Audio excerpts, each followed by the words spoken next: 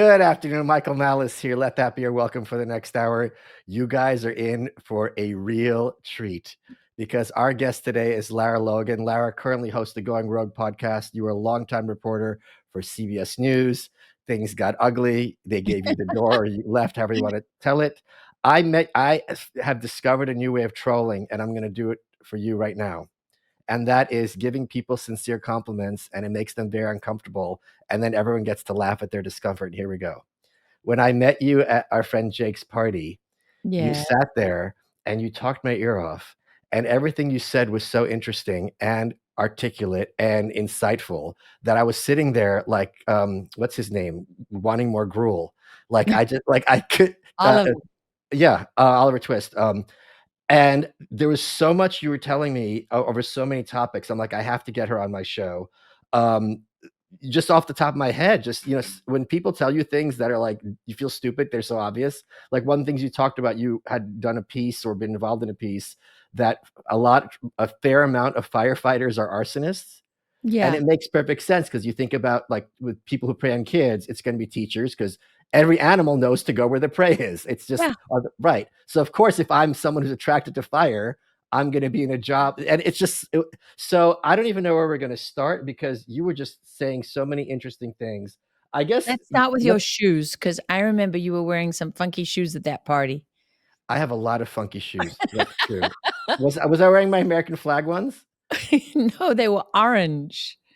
Oh, like The Shining. Yes. Yeah, they were like The Terrifying. Shining. Do you want? Should I tell the story of our first conversation? Yes, you That should. that horrific story? Okay. So people often wonder what I'm like in real life, and I knew your name. I didn't at the top of my head remember your backstory, right? In my defense. And I was telling the story of to a group of people, and I was saying how I just got out of the Palm Beach airport, and the metal detector set off my front and my back, and the guy, I go, okay, go ahead and rate me. And the guy exhaled with frustration, and he called over his supervisor, and they stared at me, and they had a little conversation. The supervisor goes, "Would you like a private area, sir?" I go, "No, you can me in public." And again, they were like annoyed that I wasn't gleeful about this, and they did their duty and whatever. And do you remember what you said? I vaguely, but I'm gonna let you take it away. Deliver the punchline. Well, you said, "Oh, I don't know if that I really called that a situation." And I go, "What do you mean?" And you said, Well, I was gang raped and sized and beaten almost to death by a mob of 200 men. yes, you didn't say that specifically. And I stood there for a second, and you had a pleasant temperament. It wasn't hostile. And I'm No. like, crap, what do I do? So the only thing I knew to do was to double down. And I said, yes, but this happened to me. Yes, that's right. But That's right. it's interesting you bring that up because one of the things before we get into like political stuff is how are you in a position where you could discuss something that's extremely traumatic and not have it have PTSD or even laugh about it? Because this is something I think a lot of people have to go through, not to that level, but how do you get to that point where you have a healthy relationship with something so awful? Well, very simply, I learned from another survivor of who said at the trial of the two men who slit her throat and gutted her and Oh her my repeatedly. And she was a South African woman. She has an amazing book. Her name is Alison Botha. And she was asked at her trial by the judge, how can you be so strong? Because, yeah. she was rushed into emergency surgery and they had to stitch her back together. And she Oh was my giving a description to the police as all this happened. I was a young reporter then in South Africa, and I never forget her answer on the stand. She said, they took so much from me that night. Why would I give them the rest of my life? oh my God, what a beautiful quote. Yeah, I wish I could pretend it was mine, but that would be theft and fraud. Yeah, and that's not what I do. So, yeah, I learned from Allison. And you know what's funny? I stored that in the back of my memory because I was 37 when I was gang raped, and obviously that's 15 or so years later, and that's how I felt. But I think for me, I was so close to death, and I had been forced to. I've been confronted by my own limitations. I Yeah. knew there was nothing more that I could do to survive. And so that began a process of accepting my death, but also fighting for my children to know that I didn't just give up. And so when I was actually rescued, which just looked like it was a miracle that I survived that. And I never wanted to waste that time. It's just an incredible thing when your children, my daughter was 1 and my no, my daughter was 10 months old and my son was 1.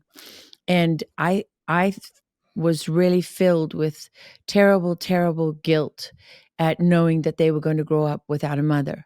And so when I got to live, that was the thing that consumed me more than anything else. Was I looked at those little babies and I just got on my knees and I thank God that I was still there.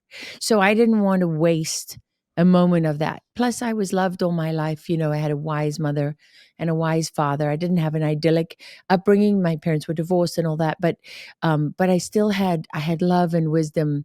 And then of course, I had a miracle of God. I don't know how that plays with your audience, but it is It the plays truth. fine. It is just the truth is that it wasn't my time, it wasn't my moment. And honestly, I came, I've made my peace with it. I think one of the things I learned in that process, Michael, was that we put this pressure on ourselves to prove to everybody I'm the same as I was before this happened, right? And what is built into that? Because I had to prove to everyone at 60 Minutes I can go back to work. I'm the same as I was. And then I realized many months later that I was trying to live up to a standard that doesn't actually exist. Right. You're never the same. I mean, you could fall in love. You're not the same. Your heart gets broken. You're not the same. You lose an animal, a pet that you love, yeah, whatever it is. You get married, you get divorced. All these things change us. And so for me, it was a process of discovering that healing is really about peace. You can't change what happened to you. You can't erase it. You cannot go back to who you were before, but you can make peace with who you become.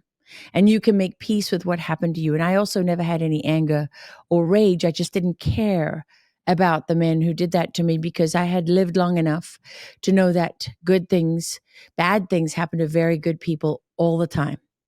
All the time. I witnessed many things like that.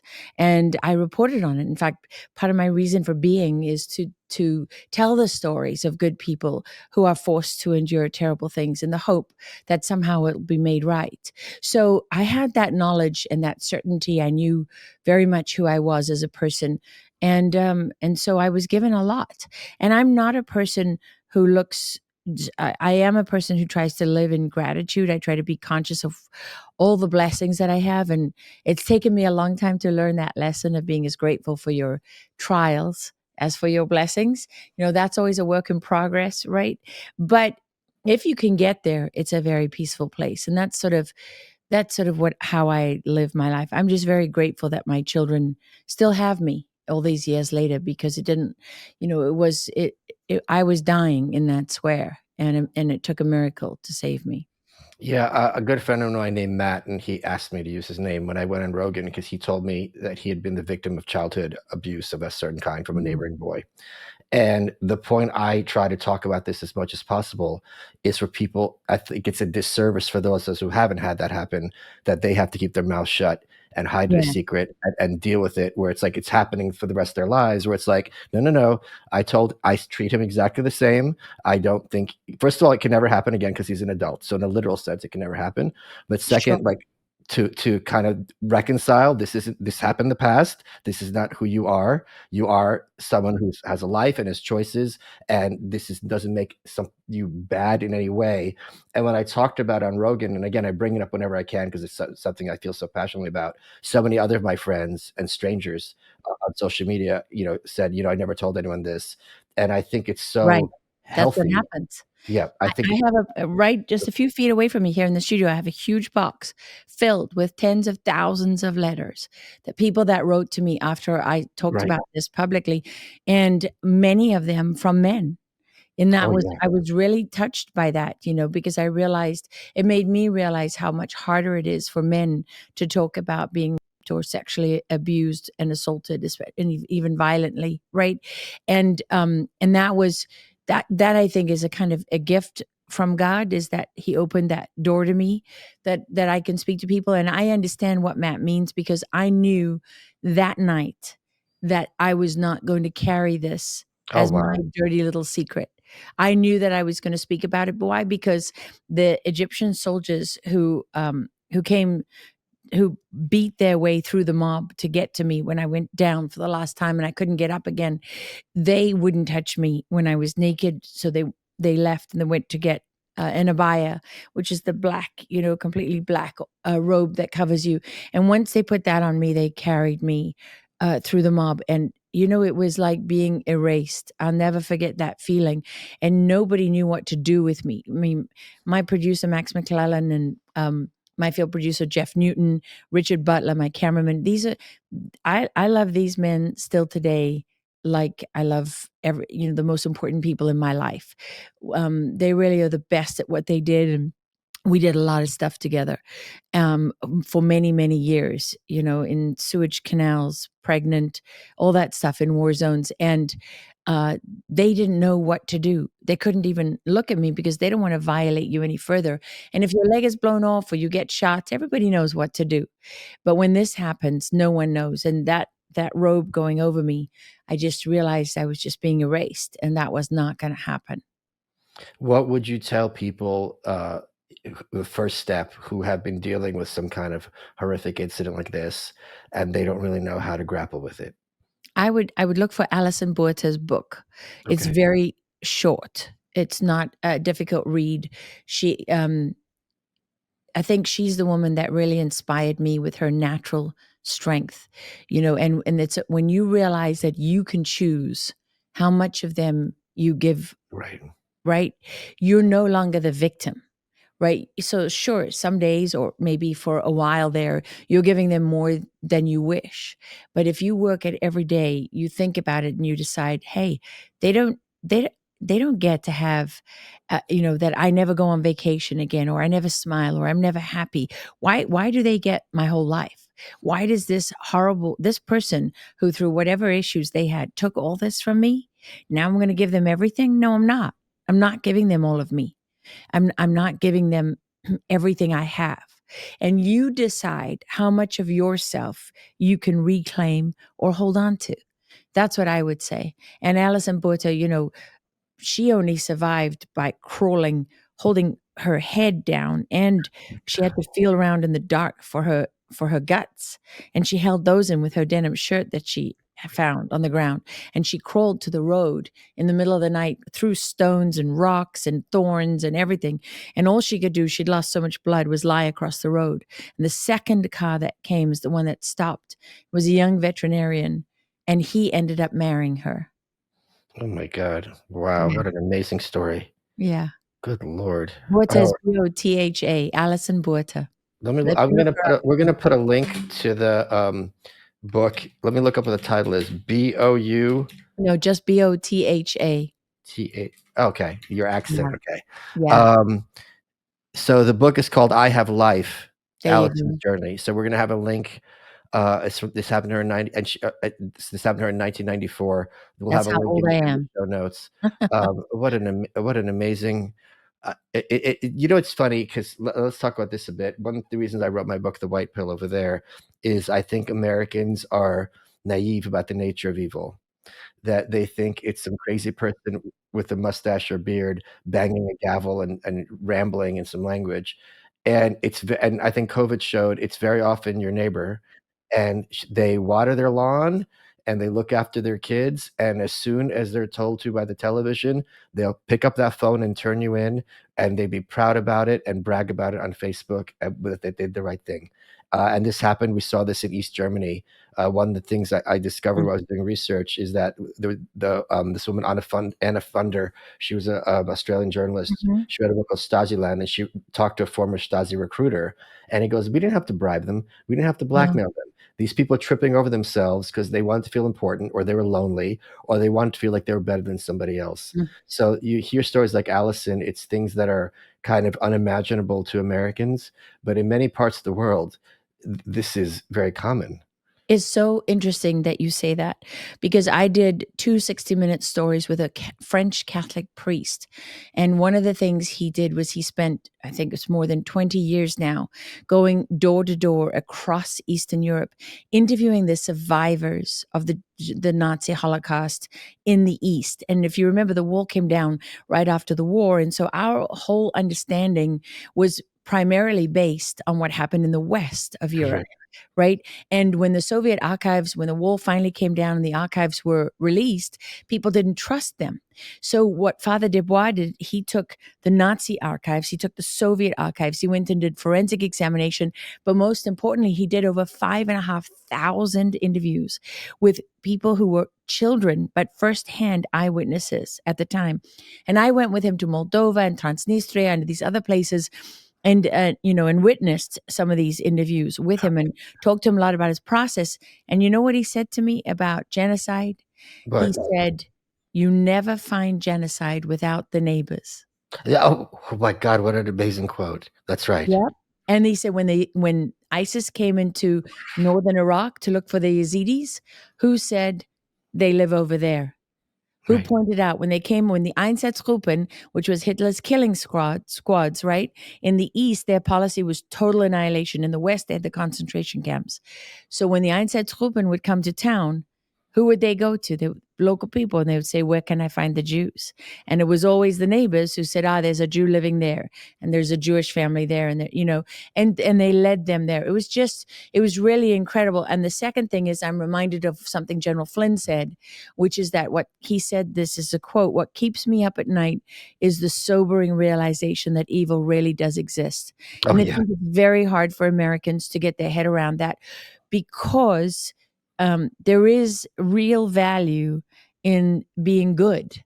And Americans are kind of built around being good. I'm not saying that everyone is good, everything America does is good. I'm not saying that at all. Obviously, that would be facile to say something that's stupid. But just the point is that as a nation of people, I don't think, and I've traveled all over the world. I've lived all over the world, from the Middle East to the Soviet republics to Europe to Latin America to all over Africa, North Africa, East Africa, West Africa, Southern Africa.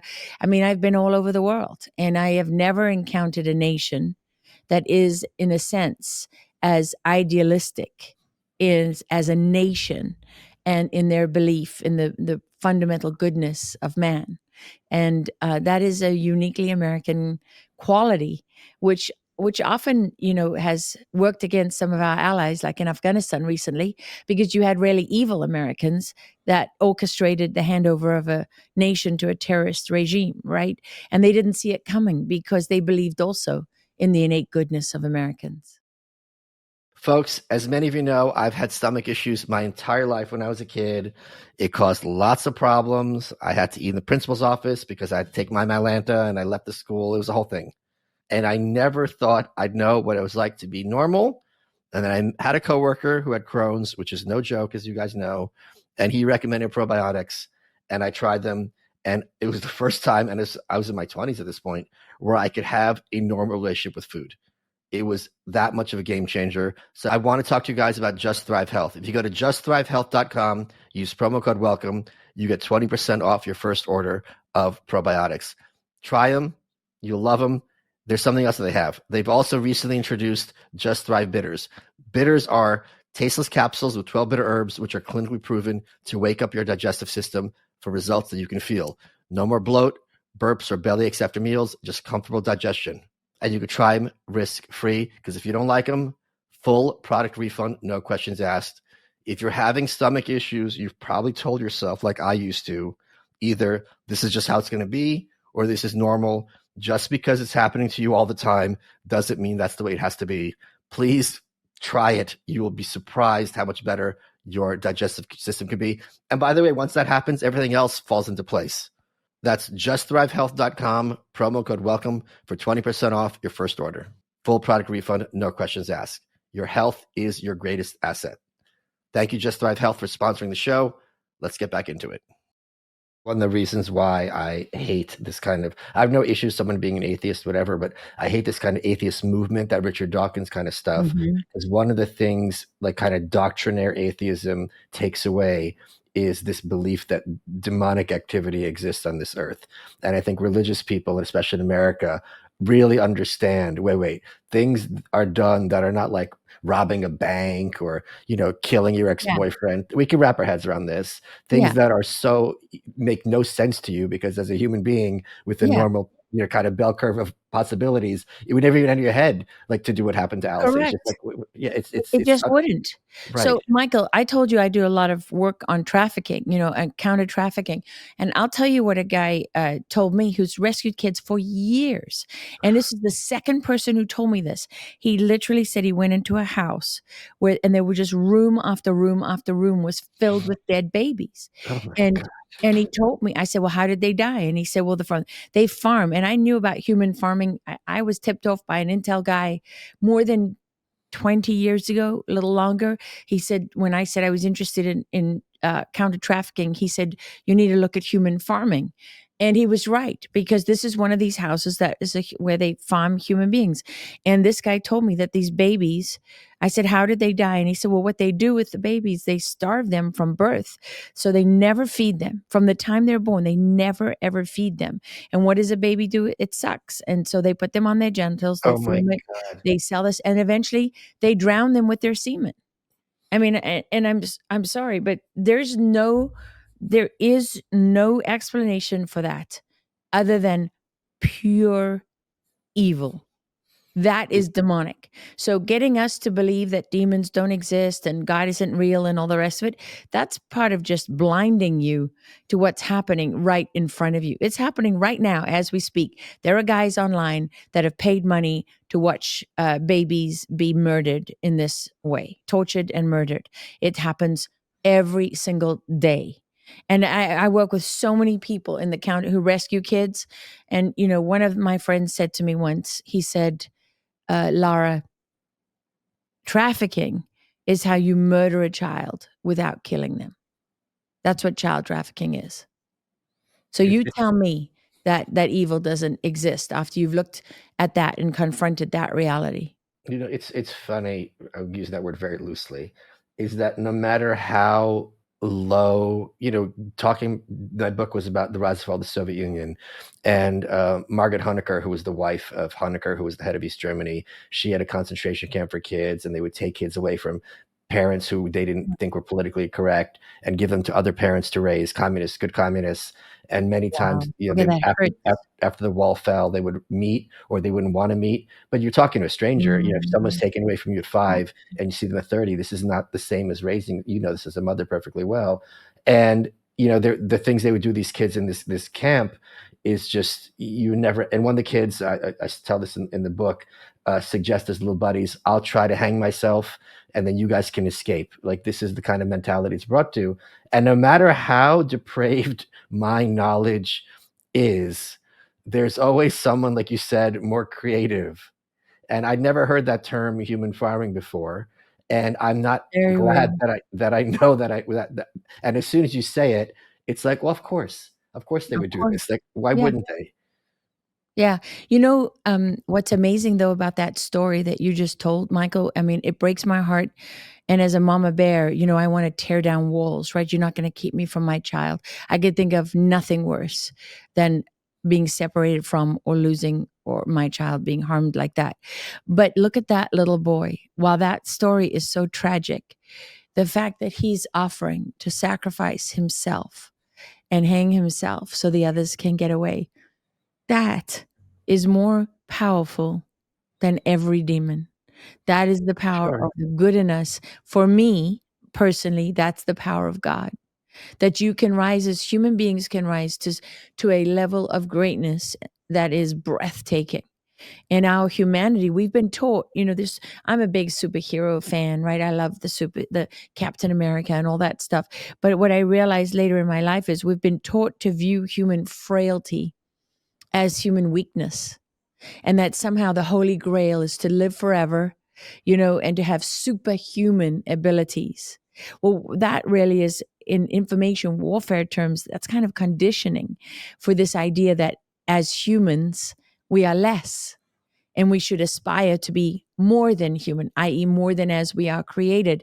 And I'm just fine with how I was created because I understand for me, I know that the greatness that human beings can be in our frailty, when you can give your life for somebody else, when you can do something that is so good and costs you so much, costs you everything, it's breathtaking. That's for me. Then I that pain that I feel is just overwhelmingly that feeling that God is real.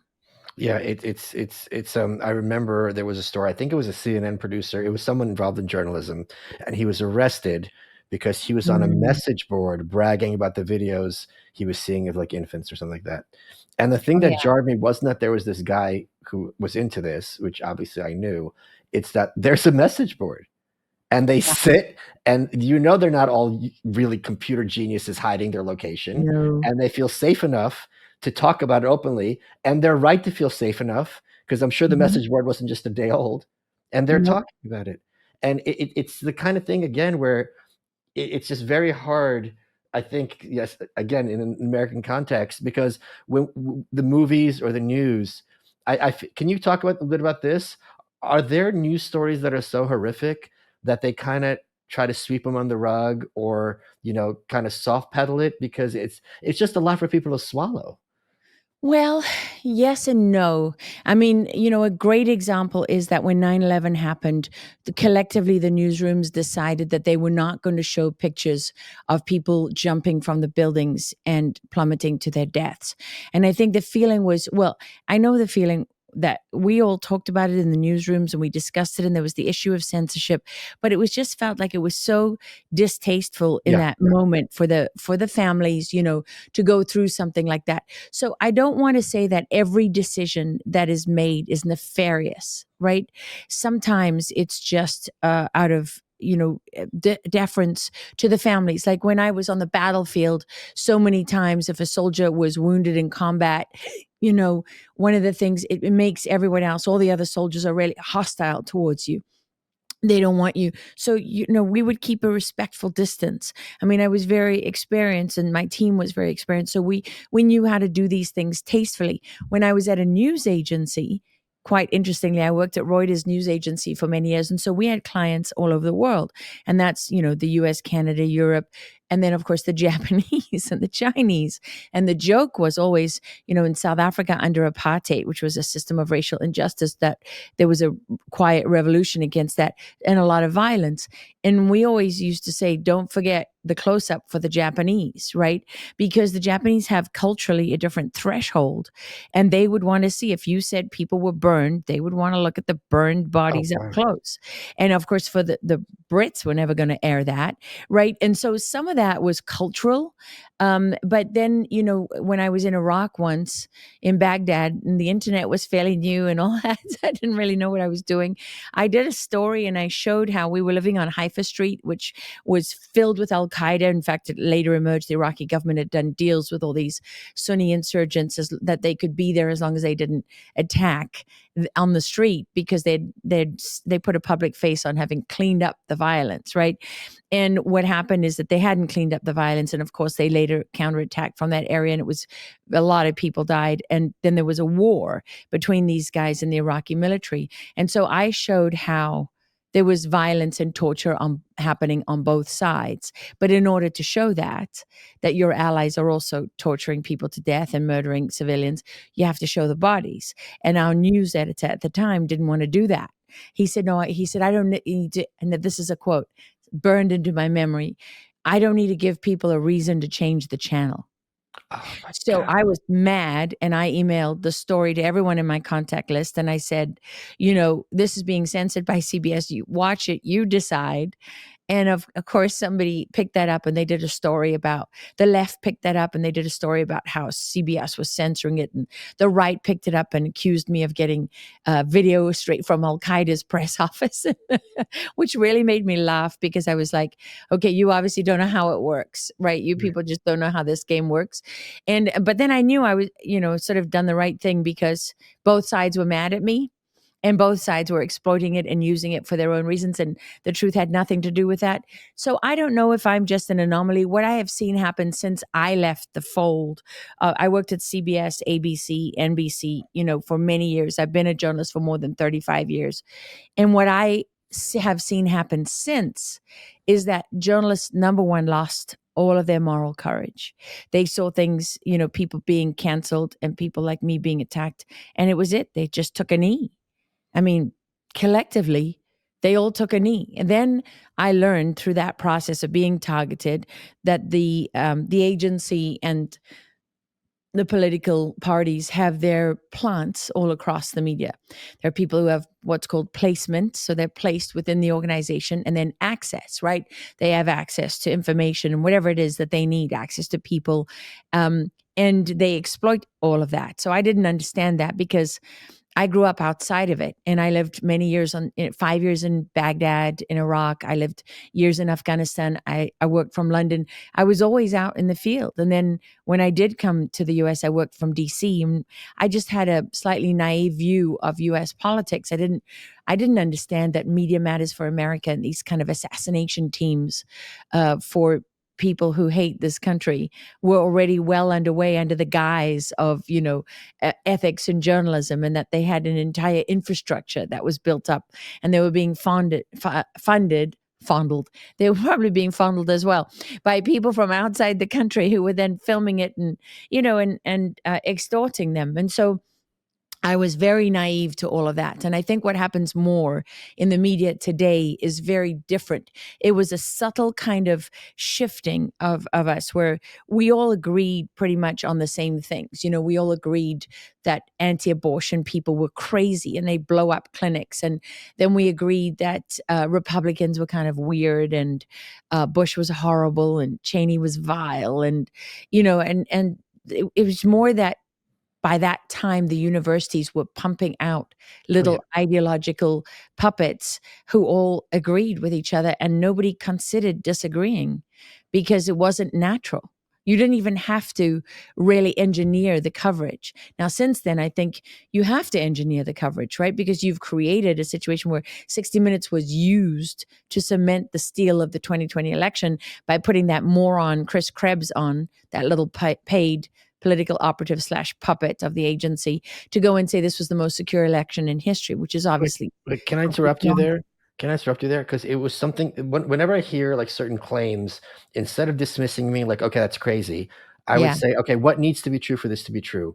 And I remember that time, this is the most secure election in history. It Mhm. had been like a day, right? So if that is the correct conclusion, which is certainly possible, that would mean I had to go through and check everything. And after I've done my homework and I've looked at 50 states and blah, blah, blah, I'm like, all Mhm. right, now I've reached my conclusion. It's literally impossible. It's like if I come back home and I don't open the door, I'm like, well, my house hasn't been broken into. It's like, you haven't even opened the door. Like, Yeah. so it was so insane on its face, this assertion. And here's what else is funnier is like, would it be so bad if it was like the third most secure election in history? That's pretty secure. I No, it know. had to be the most.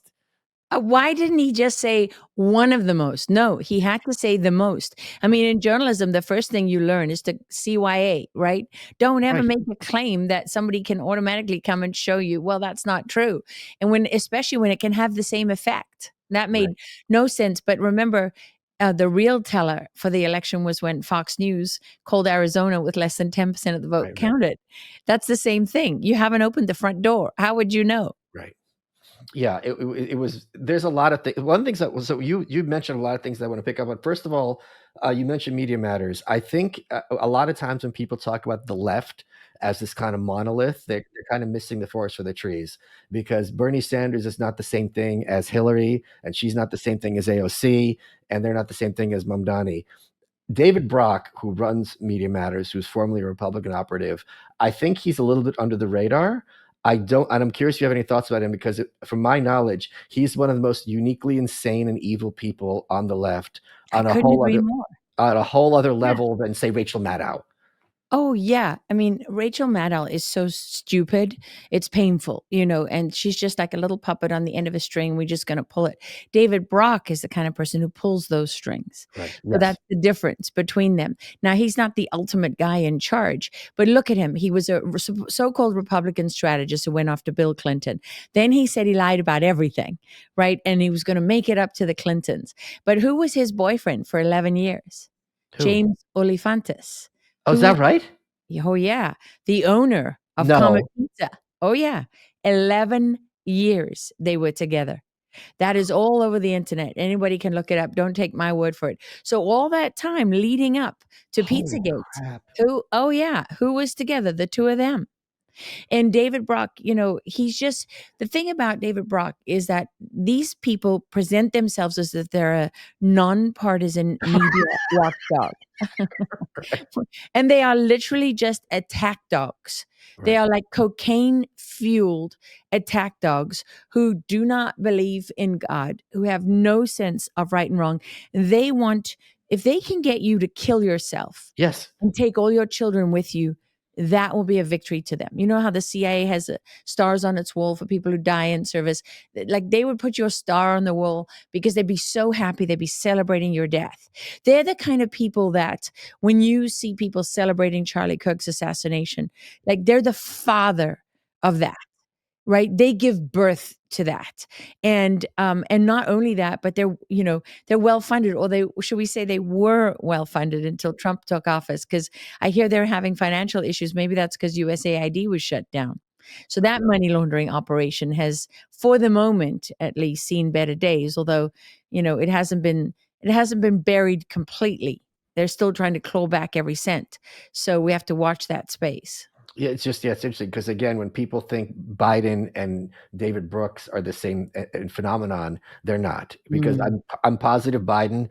Well, maybe he forgot. Like he was not happy about what happened to Charlie Kirk. There's no way Joe Biden looked at that and was like, "Thumbs up, this is a good day for America." But I David don't Brooks, I don't go ahead. know. I Really? don't know what to say that about Biden. I don't want to say that I know what would be in Biden's head or not. I can just tell you that in my dealings personally with Biden, I found him to be a vile human being. Please Absolutely go vile. on. Please correct me. Okay. Okay, so I had dinner with Biden many years ago, and I'm not supposed to, it's like Chatham House rules, what stays at the table, you're not supposed to talk about it. But this ended up getting leaked, and then it was leaked incorrectly, so it was corrected. Then it was leaked again incorrectly, and it's been out in the public a number of times. And basically, I had, it was one of these private dinners. There's only, I don't know, 20 people at this table, and they were very, very high level. I think I had Jeb Bush to one side, and I had Biden opposite me. Valerie Jarrett was down the table. I won't tell you all the other very famous people were, but Biden and Jeb Bush it was right after Trump got elected, and they were trying to outdo each other with their I hate Trump stories. And, Biden was going on and on and on about how if it weren't for the fact that his son Beau died, he would have won, and Trump this and Trump that. And I wasn't even a Trump fan. Okay. I didn't even understand why Trump had been elected. I was just so happy that the witch herself wasn't elected because her and I hate each other. But do you know what I And call her? what? America's mother-in-law. Oh, yeah. That's unkind to mother-in-laws. So I was, when she heard that I was back at work after my Benghazi story at 60 Minutes, after I'd been put on leave, she said and a friend of mine was in the State Department room at the time. And she said, I thought we buried that bitch, Oh, yeah. So, and there's no love lost there. Okay. So I was just so happy that she wasn't elected. right. But I never in a million years thought that Trump could do it because, I was a little bit of a victim of the mainstream news. I didn't think he was serious and all that stuff. So what happens at this table? I'm like, are you kidding me? These guys, I mean, they're so far out of line. When Biden said that thing of, and on top of everything else, he's so unreliable. We can't have a foreign policy because he keeps changing his mind. He doesn't keep his word. That was it. Okay. And I'll just say that the host of the dinner was squeezing my leg, telling me not to talk because I was like, oh, you're kidding me. Oh, my. And I was getting more and more and more annoyed. And he's squeezing my leg. He's saying, not now, not now, not now. And I'm saying, and eventually I was like, oh, unreliable. It doesn't keep his word. I said, kind of like, when you and Obama drew that red line in Syria, you mean that kind of unreliable? Like when you said that if they use chemical weapons, that's going to be a red line. And then you didn't keep your word. And so after that, the Syrian opposition, who were winning the war, were then completely obliterated because the Russians knew after that you took military action off the table for the whole world. And so they sent Spetsnazi over the border. They set up the base at Latakia. And I went like this, right? And I did my verbal assassination. And he looks at me like a stunned mullet.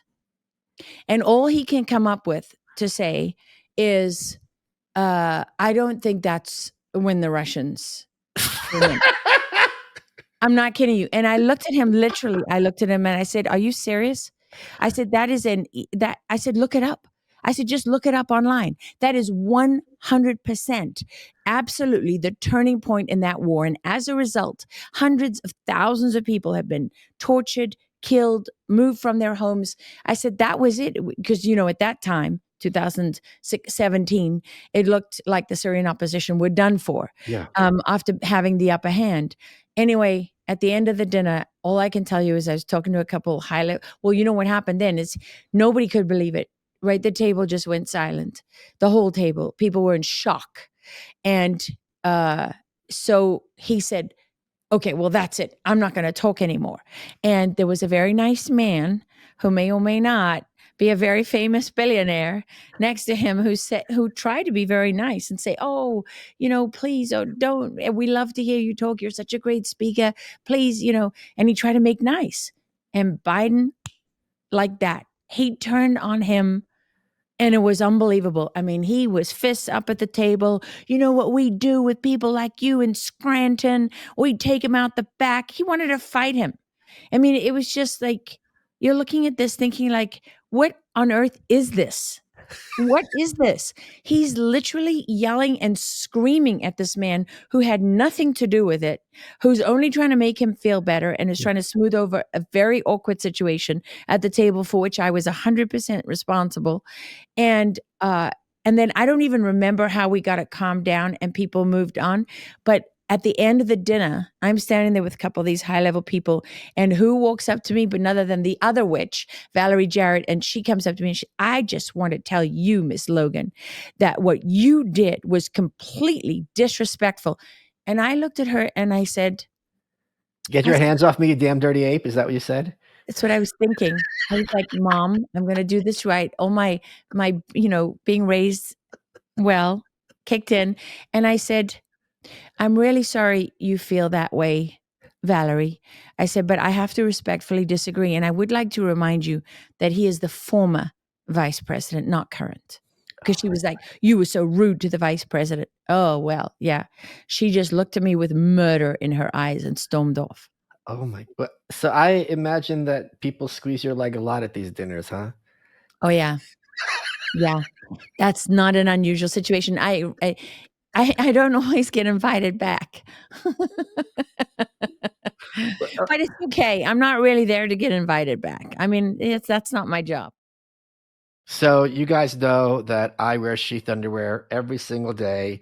I am a Sheath underwear model. It's a brand that I love and is near and dear to my heart. And they sent me talking points, and I'm going to read them verbatim just so you see how they understand me. This is literally what it says. I am happy talk about a favorite advertiser on the You're Welcome with Mike Malice. I am talking about Sheath underwear.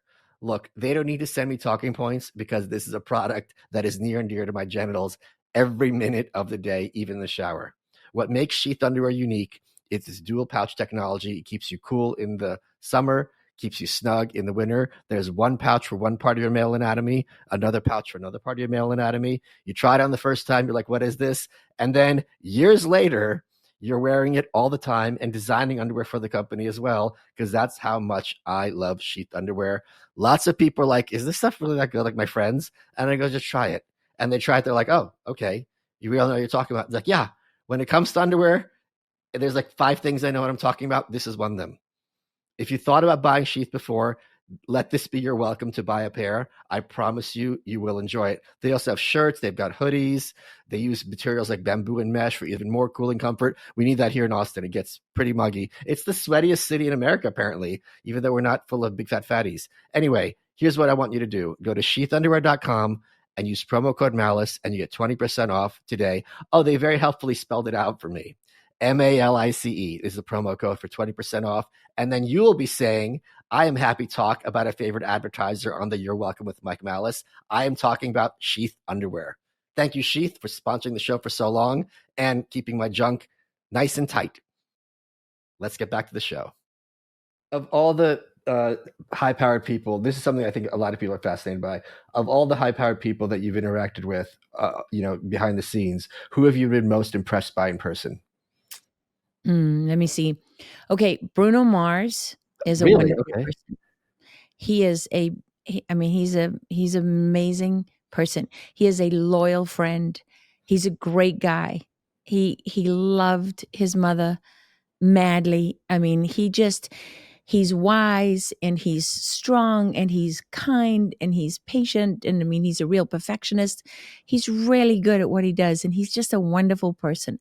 I love Bruno, and he has a lot of integrity and honor. He just is, He's just a good person through and through, as well as being absolutely brilliant at what he does. So I was always impressed by how wonderful Bruno was, and I spent a long time with him when we were filming for 60 Minutes, and then were interrupted by my when I got attacked over my Benghazi reporting, and Bruno was asked actually to finish the story with a different 60 Minutes Oh, correspondent. wow. And he said he called the producer, and the producer, also a great guy, John, said, this is Lara's story. I'm not finishing it without her. And Bruno said, me neither. And he waited, against the advice of his agent and whoever else was pushing for that. So, that's what I mean. It's like, it's real, right? So I love Bruno Mars. I have met a lot of great people along the way. Michael Morton is a man, you wouldn't have heard of his name, but Michael Morton is responsible for Morton's Law in the state of Texas. And he was put in prison for life for murdering his wife, who he did not murder. And they made him a monster at his trial. And they said that he beat her to death. There were chunks of her on the ceiling and the walls. They claimed that he did all this perverted sexual stuff with her body, and all in front of his 3-year-old son. And so they destroyed Michael Morton in every way possible. Physically, they took his freedom. He couldn't even mourn his wife. They took his son from him, who just survived open heart surgery at the age of 3. They took everything from him. And Michael refused to come out of jail until not only did they had to completely and utterly vacate his conviction, because they finally forced DNA testing, found DNA that belonged to the real killer, and then his attorneys found the real killer. And Michael said to me, that he said, I would do it all again. I'm so grateful to God for what I went through. And I said, Michael, how? I mean, I knew my son was the same age as his when I interviewed Michael, and I knew him we talked for years. And I said, Michael, how can you say that?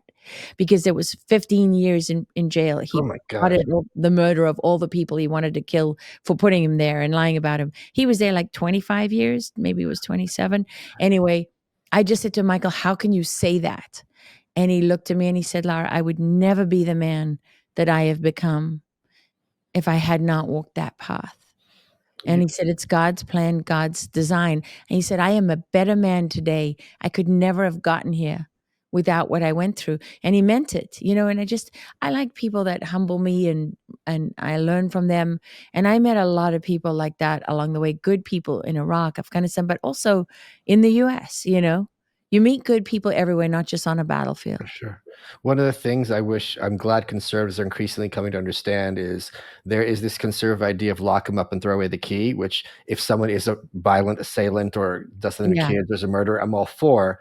But you also I would encourage them to ask themselves, who's going to be doing the locking up? Who's going to be doing throwing away the key? Mm. Because if you look at January 6th, if you were on the wrong side of COVID, very quickly, Kyle Rittenhouse was arrested and put on a public trial, even though there's video evidence to the contrary. So when people are all for this, harsh on crime, which I'm for, broadly speaking, theoretically, you still have to ask yourself who's going to be implementing this.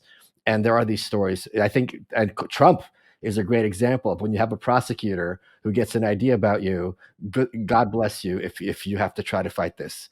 And I wouldn't blame anyone for taking Yeah. that deal.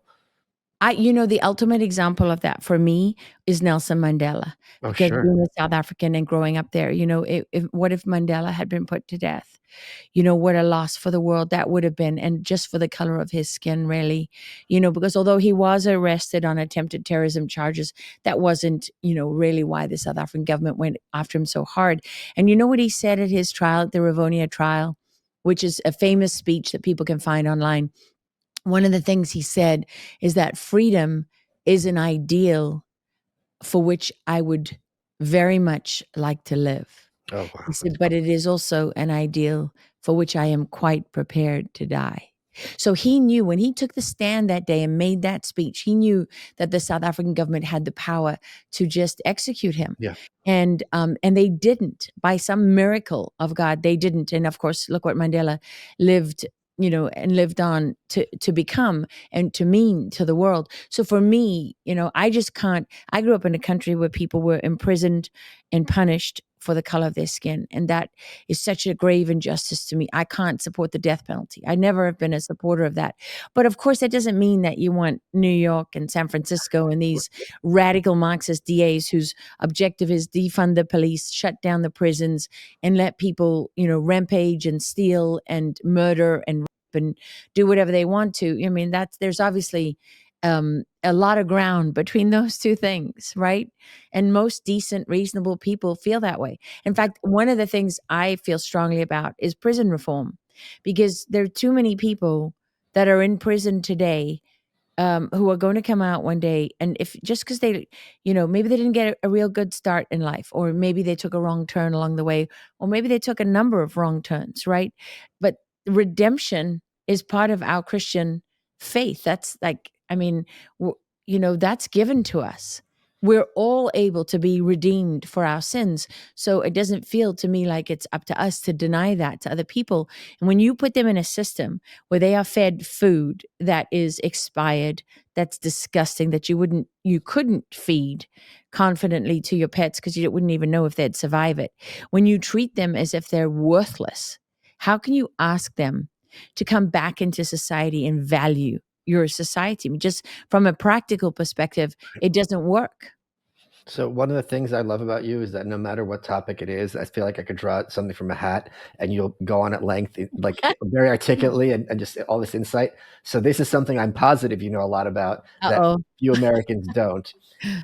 So I'm just going to say a name, and I would love to hear you go off. Mm. You Oh. mentioned Nelson Mandela. Why don't you let the audience know a little bit about Winnie Mandela?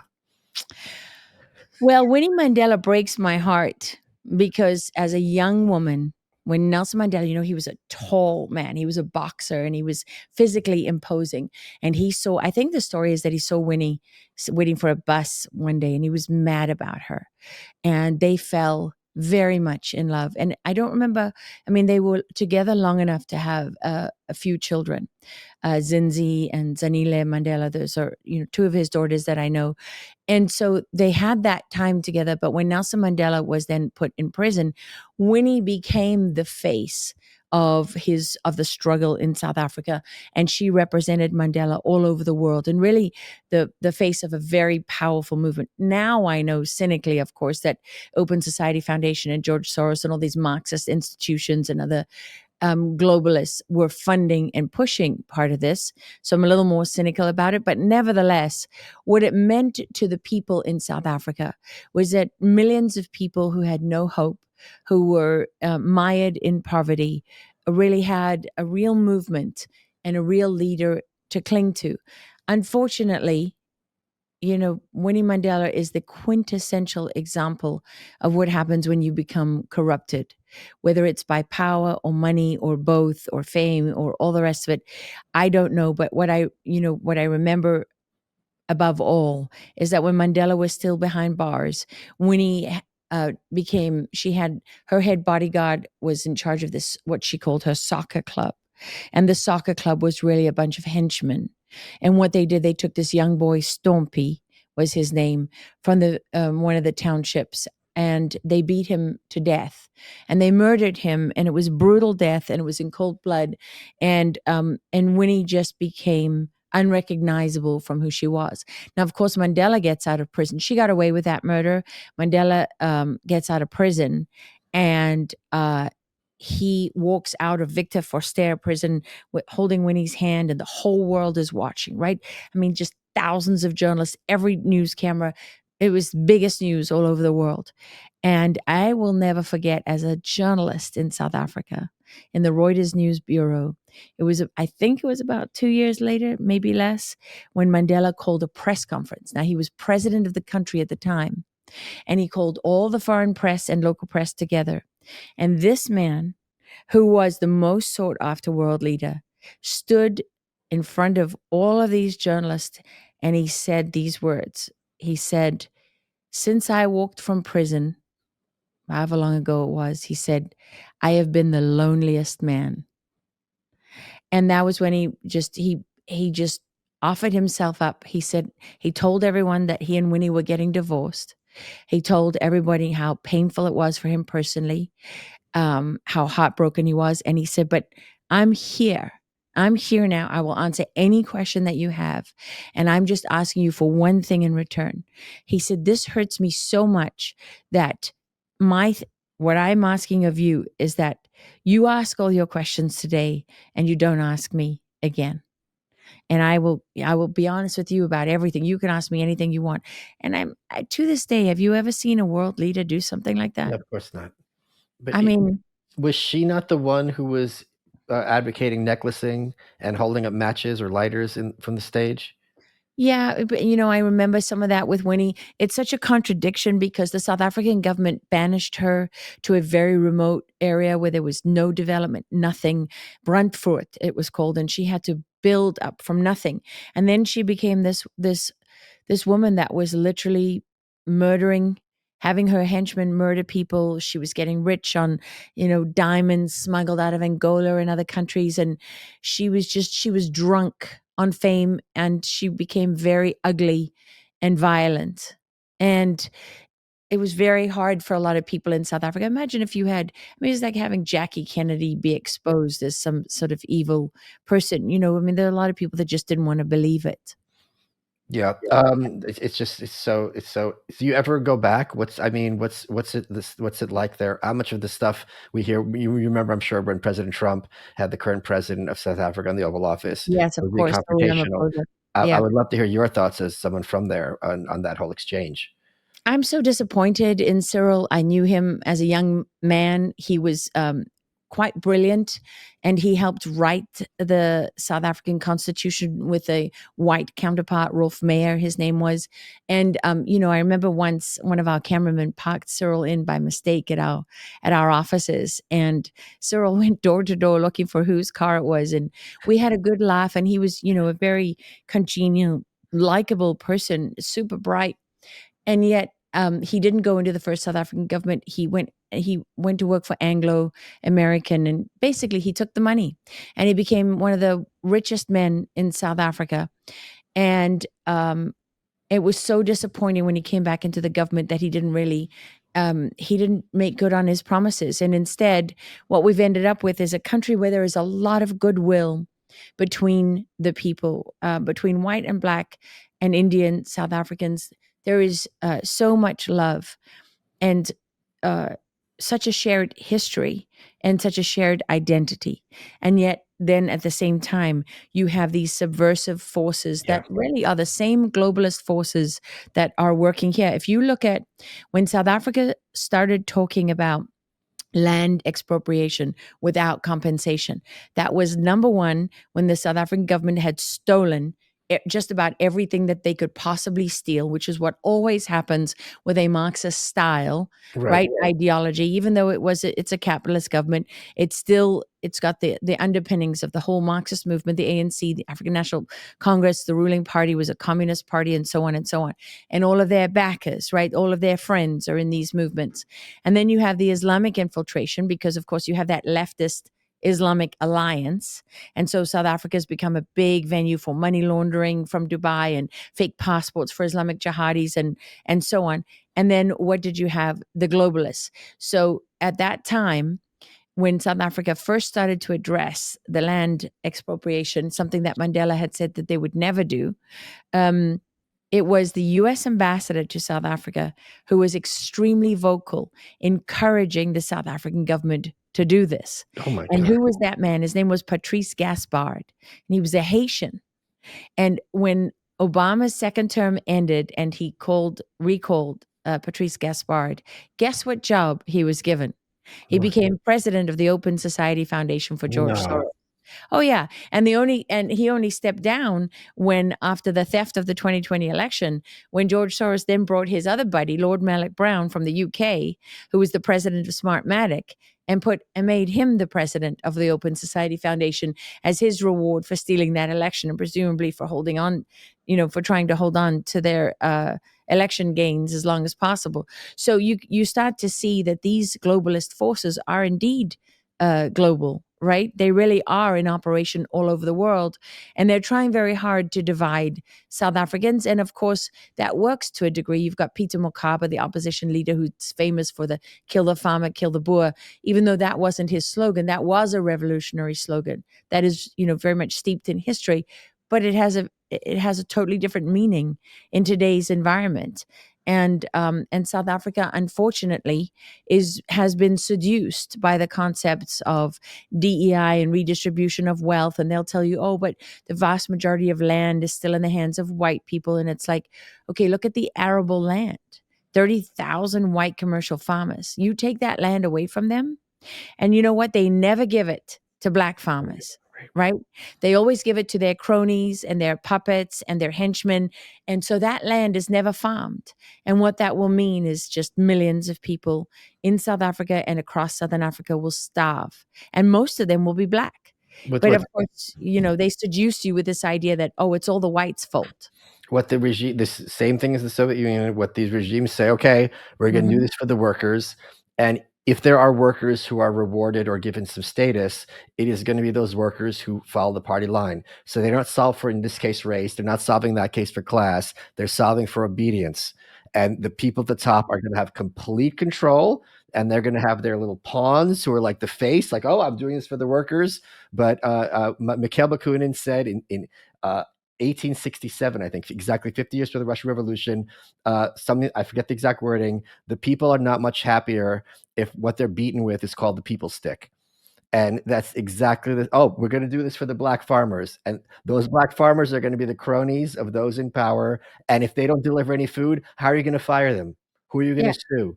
And the farms are in areas where there's no development or very little development.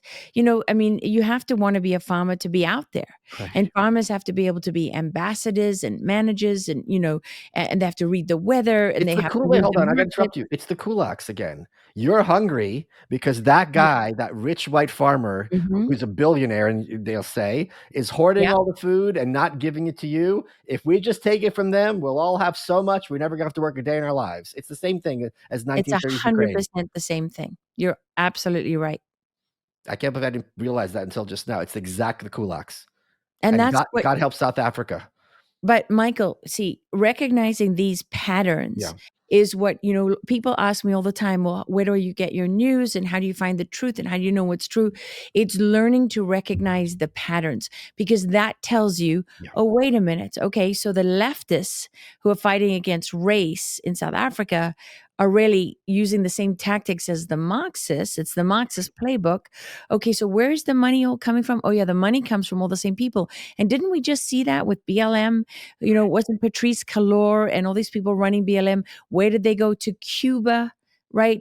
They went to Russia, Cuba. They were Marxists themselves. And by the way, now we have the opportunity to look and say, what did BLM do with all those literally hundreds of billions of dollars? Because they got 100 million from Nike Jordan, 100 million from Bank of America, and so on and so on. Like, where's the Black community that's better off? Oh yeah, it doesn't exist, because they're never about what they say they're about. Right. Folks, head over to malice.locals.com, where Lara took questions from supporting listeners. Lara, running out of time, what has been your favorite part of this interview? You, Michael. I like you. You're great. You are welcome.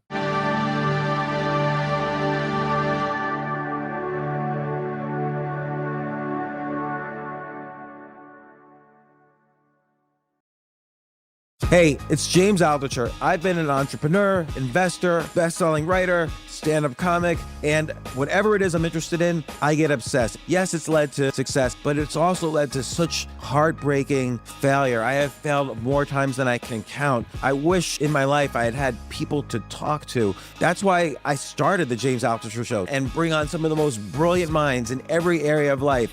People like Richard Branson, Sarah Blakely, Mark Cuban, Danica Patrick, Gary Kasparov. And I wanted to find out exactly how they've navigated the highs, the lows, and everything in between. No fluff, just raw stories and real advice. I've talked to 1,500 of the most amazing people on the planet. So if you want to learn from the best and skip the same old canned interviews, we're all about helping you find your next big idea, level up your thinking, and ultimately to choose yourself. So let's do this together. Subscribe now to The James Altucher Show. This October, Fear is free on Pluto TV with horror movie collections from Paranormal Activity, The Ring, You will die in 7 days. Scream, and From Dusk Till Dawn. This is my kind of place. And don't miss the man-made nightmares in Mary Shelley's Frankenstein or the world-ending chaos in 28 Days Later. Something in the blood. All the scares, all for free. Pluto TV. Stream now, pay never.